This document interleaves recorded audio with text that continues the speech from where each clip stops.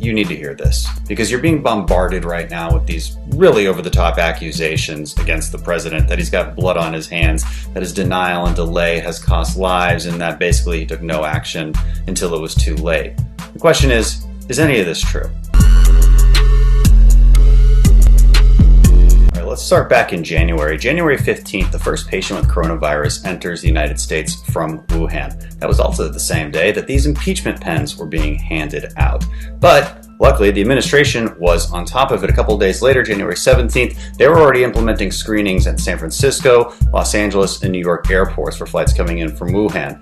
But still, even about a week later, our mainstream media was still promoting things like this. Doctors saying, hey, this isn't a big deal, not much more dangerous than the flu.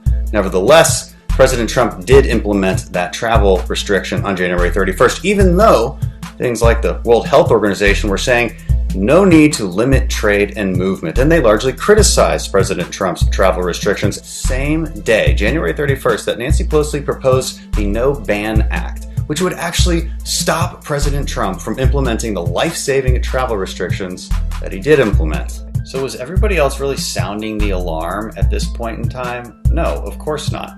Headlines like these were being written, and constantly, and by mainstream outlets. Again, I don't blame them. These are the facts they had at the time. Adam Schiff, the chairman of the Intelligence Committee, was getting regular updates in that committee, but he didn't even publicly talk about coronavirus until February 25th.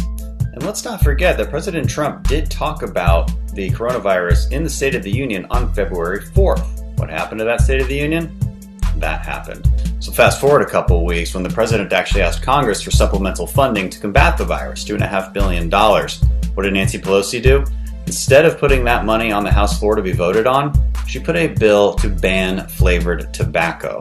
That was the priority of the Speaker of the House. You also hear a lot of criticism for Trump being overly optimistic. But this is what Nancy Pelosi was saying in late February, telling people to go out and enjoy themselves for the Chinese New Year. Come to Chinatown.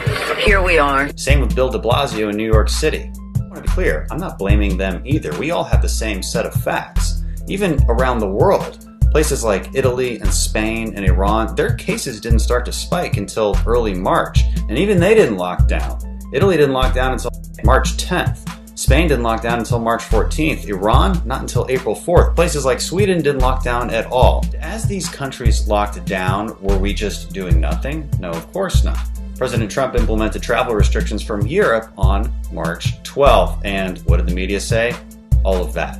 All of that. Widespread criticism. How could you do this? What's the point of this? Well, does this really sound like an administration that's in denial about this? Of course not. And a few days later, we implemented our own 15 days to slow the spread, which then turned into 30 more days. Okay, fine, say the critics, but what about the PPE? We were well behind. We should have had more in the national stockpile. Yeah, that's true. But USA Today did a fact check on this. As it turns out, most of our stockpile was depleted after the H1N1 virus. Okay?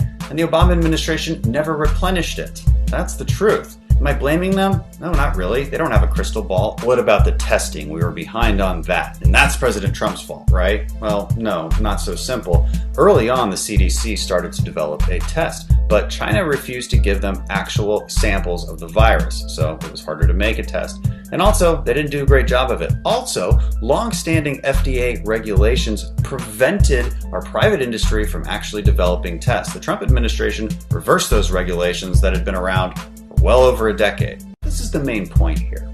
If we're going to look back in time and try to suggest that our government should have shut everything down back in February, well, where's the evidence for that?